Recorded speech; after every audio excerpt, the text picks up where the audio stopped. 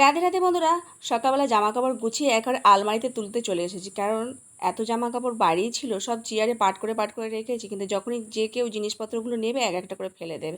তারপর প্রভুজি বাজার নিয়ে এসেছিলো, বাজার নিয়ে আসার পর গুছিয়ে গাছিয়ে রেখে রান্না করে ভগবানকে সেবা দিয়ে এখন চলে যাচ্ছি প্রভুজির সাথে অফিসে। একটু প্রভুজির কাজ আছে, তো আমাকেও একটু লাগবে, তো আমিও চলে গেলাম প্রভুজির অফিসে। সেখানে গিয়ে আবার একটু বসেছিলাম, খানিকক্ষণ কাজ করে নেওয়ার পর আবার প্রভুজি আমাকে আইসক্রিম কিনে দিল। একেবারে বাড়ি ছেড়ে দেবে ও, তো আইসক্রিম দুটো কিনে দিল। প্রভুজি খাবে না, কেননা ওর গলা একটু বসে আছে তাই জন্য। আর বৃষ্টি হচ্ছে, মাঝে মাঝে গরমও খুব পড়ছে, তো বাড়ি পৌঁছে দিয়েছি। আমাকে পৌঁছে দিয়ে আবার ও চলে গেল। আর এদিকে জয়িতা ঘরে ছিল, তো জয়িতার জন্য একটা আইসক্রিম নিয়ে এসেছি। গোপালকে এখন সেবা দেবো তুলসীপত্র দিয়ে, আর তারপরে আমরা প্রসাদ পাবো। জয়িতাও খুব আনন্দ, কোথাও বেরোলে একটু গোপালের জন্য কিছু না কিছু নিয়ে আসতে ভালো লাগে। আর তাড়াহুড়োর সময় তেমন আর কিছু কেনা হয়নি, একটু যে মিষ্টি কিনবো তাও হয়নি, কারণ আমাকে ছেড়ে দিয়ে আবার ও অফিসে চলে যাবে। সামান্য একটুখানি কাজ ছিল, আমাকে যেতেই হতো। তো ওই দেখো এখন প্রসাদটা খাচ্ছি, খুব ভালো লাগছে।